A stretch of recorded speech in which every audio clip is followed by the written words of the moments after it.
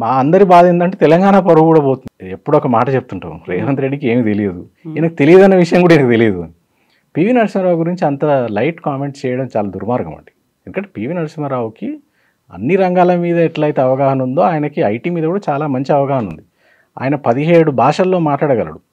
ఈయనలాగా కాదు, ఈయనలాగా మెమ్మే Pepe type కాదు ఆయన. ఆయన 17 లాంగ్వేజెస్లో ధారాళంగా మాట్లాడగలడు. అదొక్కటే కాదు, ఆయన చాలా ఓల్డ్ ఏజ్లో కంప్యూటర్ల మీద ఎంత పట్టు సంపాదించారంటే అప్పట్లో బేసిక్, కోబాల్ లాంటి లాంగ్వేజెస్, యూనిక్స్ లాంటి సిస్టమ్స్ మీద ఆయన పనిచేసినారు. పనిచేసి ఆయన కోడింగ్ కూడా నేర్చుకున్నారు.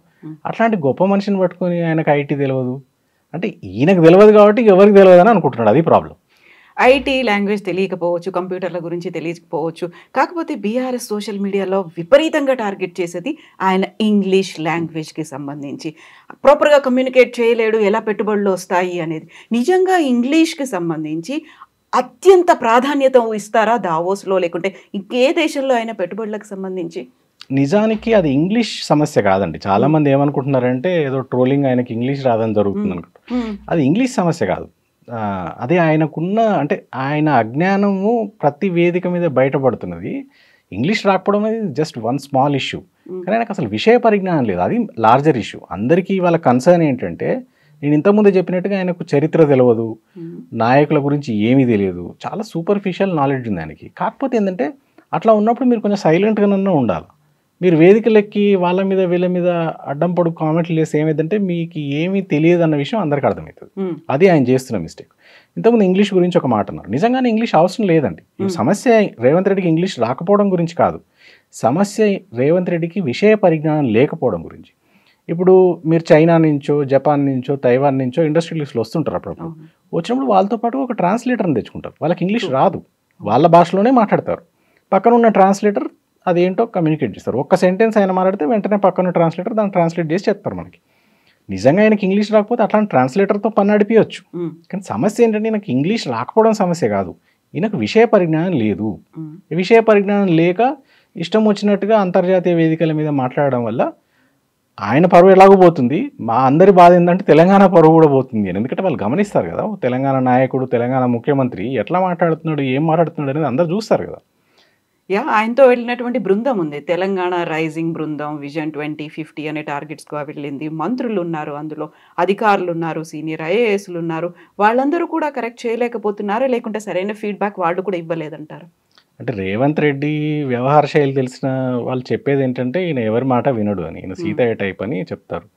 కాబట్టి అధికారంలో కూడా వచ్చినాడు కాబట్టి కొంత ఇంకా అది పెరిగి ఉంటుంది, ఆ గుణం ఇంకొంచెం పెరిగి ఉంటుంది. కానీ ఎవరి మాటలు వినే రకం అయితే కాదు. వినే రకం అయితే కొంచెం వేరేలాగా ఉండేది పరిస్థితి.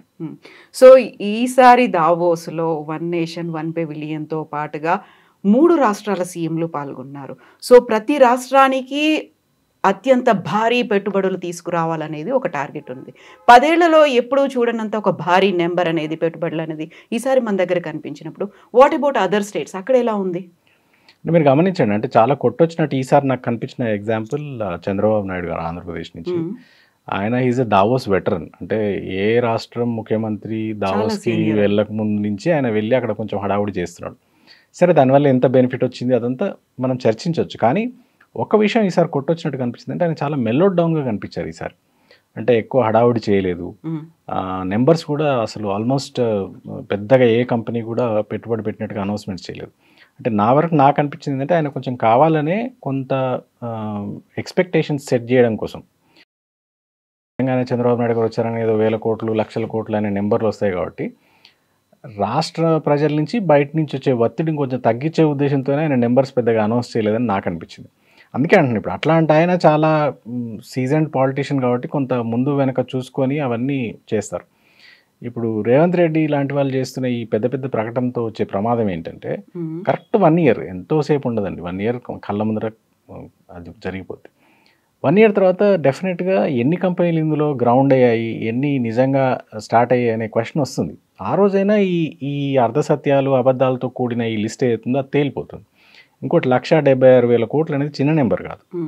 ఆ నెంబర్కి కరెక్ట్ 10% 12% వివిధ రూపంలో పన్నుల రూపంలో రాష్ట్రానికి రావాలి. అక్కడ కూడా మీకు రిఫ్లెక్ట్ అవుతుంది. సో రేపు అది రిఫ్లెక్ట్ అవుతుందా లేదనే దాంతో తేలిపోతుంది దీని నెంబర్లలో నిజమెంతో అబద్ధమెంతో. మహారాష్ట్రకి ఎలా వచ్చింది? మహారాష్ట్రలో కూడా సేమ్ ప్రాబ్లం అండి. అక్కడ కూడా ఈ చాలా సోలార్ అండ్ పంప్డ్ స్టోరేజ్ ప్రాజెక్టులు అక్కడ కూడా లెఫ్ట్ రైట్ సెంటర్ అనౌన్స్ చేశారు. వాళ్ళు కూడా some lakhs of crores announce చేశారు. 9 లక్షలు 10 లక్షల కోట్లు అనౌన్స్ చేశారు. బట్ నా ఉద్దేశం ప్రకారం అవి కూడా చాలా అన్రియలిస్టిక్ నెంబర్స్ అండి. నిజంగా వచ్చే ఇన్వెస్ట్మెంట్స్ అట్లా లక్షల కోట్ల రూపాయలు అట్లా తినే ప్రకటనలు చేస్తే వచ్చేటివి కావు. అవి కొంచెం నెమ్మదిగా వస్తాయి అండ్ ఆ నెంబర్స్ కూడా కొంచెం రియలిస్టిక్గా ఉంటాయి. ఈ నెంబర్స్ ఏవి కూడా రియలిస్టిక్గా లేవు. సో ఇప్పుడు కామన్గా వచ్చే ఒక డౌట్ ఉంటుంది. దావోస్ ప్రపంచ ఆర్థిక సదస్సు అనుకున్నప్పుడు నిజంగా అక్కడ ఒక అకౌంటబిలిటీయో లేకుంటే ఎవరెవరికి ఎన్ని వెళ్ళాయి, ఎవరెవరు ఎన్ని ఒప్పందాలు చేసుకున్నారు, ఏ దేశానికి, ఏ రాష్ట్రానికి, ఏ కంపెనీకి మధ్య ఎన్ని ఒప్పందాలు జరిగాయి, ఇలాంటి లెక్కలన్నీ ఉంటాయి కదా.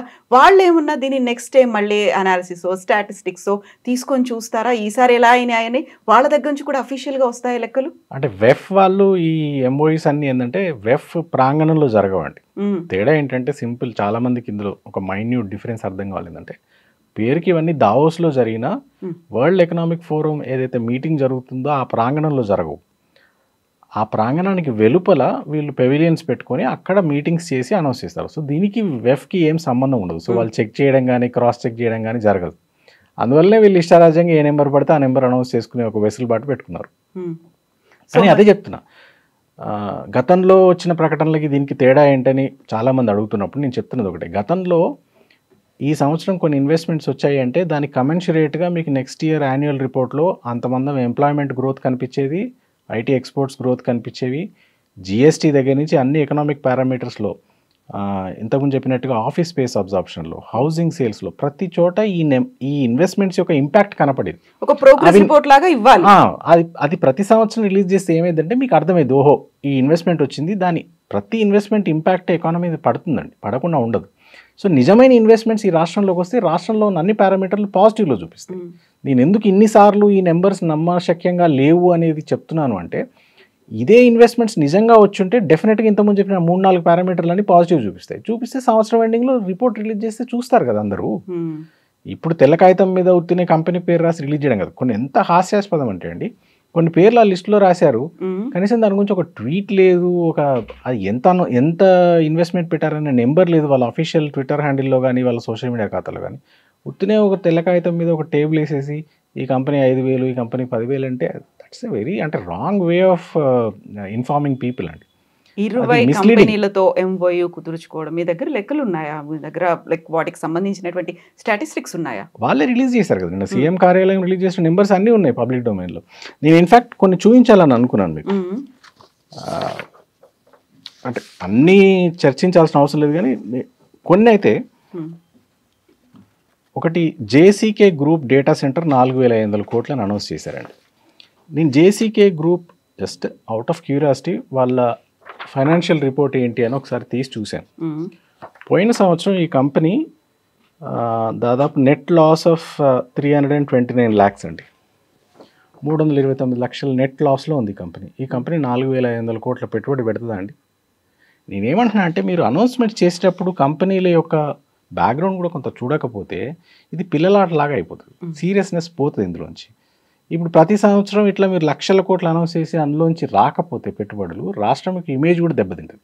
అది దాని గురించి వీఆర్ వరీడ్. అంతేగాని రాష్ట్రానికి పెట్టుబడులు వస్తే అందరికన్నా, నేను చెప్పినట్టుగా అందరికన్నా సంతోషపడేది బీఆర్ఎస్ పార్టీ కానీ బీఆర్ఎస్ పార్టీ నాయకులు కానీ. ఎందుకంటే తెలంగాణ ఇంట్రెస్ట్స్ అనేది పారమౌంట్ మాకు. సో ప్రపంచ ఆర్థిక సదస్సు పెట్టేదే అక్కడ వ్యాపార విస్తరణ జరగాలి, ఆర్థికంగా అభివృద్ధి చెందాలి, ఒకరికొకరు పరస్పర సహకారం ఉండాలి అనే దాంట్లో భాగంగా. బట్ ఇలా అక్కడ సదస్సులో కాకపోయినప్పటికీ డిఫరెంట్ పెవిలియన్స్లో అవుతున్నప్పుడు నిజంగా ఈ రాష్ట్రము, ఈ దేశము ఎన్నేళ్ల నుంచి ప్రాతినిధ్యం వహిస్తోంది, వాళ్ళ బృందాలు ఇక్కడికి వస్తున్నాయి, ఎన్ని పెట్టుబడులు జరుగుతున్నాయి, ఎంత డెవలప్మెంట్ అయింది, నిజంగా ఇక్కడ నుంచి ఇక్కడ దాకా అభివృద్ధి ఉందా లేదా, ఇలాంటి పారామీటర్స్ ఇవన్నీ చూడదా? ఒకవేళ చూస్తుంటే అక్కడ ఏదైనా లొసుగులు ఉన్నాయి, లోటుపాట్లు ఉన్నాయి అనుకుంటే నెక్స్ట్ టైం రాకుండా చేసేటువంటి నిర్ణయాలు అలాంటివి ఏమైనా పాలసీ మేకింగ్స్ ఉంటాయా? వాళ్ళ దగ్గర ఏమీ ఉండవు. ప్రస్తుతానికైతే అట్లా లేవండి. నేను ఇంతకుముందు చెప్పినట్టుగా వెఫ్ పరిధికి బయట జరుగుతున్నాయి ఇవన్నీ. ఈ ఇన్వెస్ట్మెంట్ అనౌన్స్మెంట్స్ అన్నీ కూడా వెఫ్ వేదిక బయట, వెఫ్ వేదిక మీద జరగట్లేదు. కాబట్టి వెఫ్ కంట్రోల్ ఏమీ ఉండదు. రెండోది, ఇందులో వీళ్ళు చాలా తెలివిగా చేస్తున్నారు. అందుకోసం మీరు గమనిస్తే వీళ్ళు ఎక్కడ వీళ్ళ సోషల్ మీడియాలో కూడా ఈ నెంబర్స్ని క్లియర్గా చెప్పట్లేదు. ఓన్లీ ఒక సాయంత్రం పూట సీఎం కార్యాలయం నుంచి ఒక తెల్ల కాగితం మీద టేబుల్ వేసి పంపించారు. బట్ అవన్నీ మెయిన్ స్ట్రీమ్ మీడియాలో వస్తున్నాయి కానీ ఇక్కడ మనం మెయిన్ స్ట్రీమ్ అని అనుకుంటాం, వాళ్ళు పట్టించుకోరు కదా. అప్పుడు ఎప్పుడు అవి ఇష్యూ అవుతుంది అని అంటే ఏదైనా ఇంటర్నేషనల్ పత్రికనో వాళ్ళు ఎవరైనా కవర్ చేస్తే అప్పుడు అవుతుంది. వాళ్ళు అంత ఈజీగా ఇప్పుడు మన ఆంధ్రప్రదేశ్ అండ్ తెలంగాణలో మీడియాని తప్పుదోవ పట్టించినట్టుగా ఈజీగా ఇంటర్నేషనల్ మీడియాని తప్పుదోవ పట్టించలేరండి. మీరు కంపెనీ నుంచి ప్రకటన రాకపోతే వాళ్ళు అసలు వార్తనే వేయరు. ఇప్పుడు ఈయన అంటాడు, ఈయన పలానా కంపెనీ 10,000 కోట్లని ఈయన రాసుకుంటాడు. ఆ కంపెనీ ప్రతినిధికి ఫోన్ చేసి వాళ్ళు కన్ఫర్మ్ చేస్తేనే వాళ్ళు వార్త వేస్తారు. సో ఇక్కడ మీడియాని మేనేజ్ చేసినంత ఈజీ కాదండి. అంతర్జాతీయ మీడియాలో అట్లా ఏది పడితే అది ప్రచురించడం సాధ్యం కాదు. కాబట్టి వీళ్ళ ఆటలు సాగుతున్నాయి. సో లాస్ట్ టైం 40,000 కోట్ల పెట్టుబడులు, ఈసారి మాత్రం అది పెరిగింది 45,000 ఉద్యోగాల కల్పన అనేది కూడా జరుగుతుంది. అంటే ఒక చిన్న హోప్ అయితే కనిపిస్తుంది ఆల్మోస్ట్ అందరికీ. అవునా, ఇప్పుడు 45,000 ఉద్యోగాల కల్పన జరుగుతుంది అనేది. అది మళ్ళీ నెక్స్ట్ ఇయర్ దావోస్కి మళ్ళీ ఇంకొక డెవలప్మెంట్ ఉందా, స్టేటస్ కో ఉందా, లేకుంటే అసలు ఏమీ లేదా, ఇలాంటివన్నీ మాత్రం గుర్తుంటాయి. నేను అదే అంటాను, ఇప్పుడు మీరు 45,000 ఉద్యోగాలు అని అన్నారు. డెఫినెట్గా ఇప్పుడున్న రాష్ట్రంలో ఉన్న ఐటీ ఉద్యోగుల సంఖ్య నెక్స్ట్ ఇయర్ వరకు ఆర్గానిక్గా కొంత పెరుగుతుంది. మీరు ఈ కొత్తగా తెచ్చిన 45,000 రేపు వచ్చే రిపోర్ట్లో రిఫ్లెక్ట్ అవుతాయా, నెక్స్ట్ ఇయర్ యాన్యువల్ రిపోర్ట్లో ఈ ఉద్యోగాలు దాంట్లో రిఫ్లెక్ట్ అవుతాయా లేదా అనేది గీటురాయి. అది కానప్పుడు ఇవన్నీ ఉత్తి మాటలు అయితే. ఆర్గానిక్గా ఎవ్రీ ఇయర్ ఏదైతే రేట్లో గ్రో అవుతుందో అదే రేట్లో గ్రో అవుతే మీరు ఇంత హడావుడి చేసి ఏం లాభం లేదని అర్థం. అడిషనల్గా ఏమైనా తెస్తున్నారా, అడిషనల్గా ఏమైనా చేయగలుగుతున్నారా, అది చూపించగలిగితే సంతోషం. ఉద్యోగాలు వస్తాయంటే తెలంగాణకు అంతకంటే సంతోషకరమైన వార్త ఏముంటుందండి. మన యువకులకు ఉద్యోగాలు రావాలనే కదా అందరం కోరుకుంటాం. సో ఉద్యోగాలు వస్తే సంతోషం.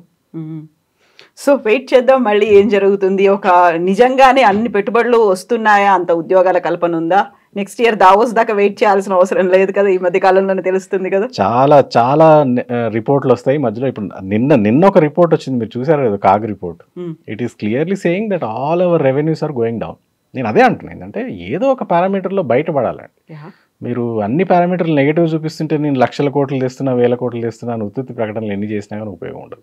సో లెట్స్ హోప్ నిజంగానే. సో పాజిటివ్ ఫీల్ తో వెయిట్ చేద్దాం మనం. Sure. yes, thank you so much. Thank you.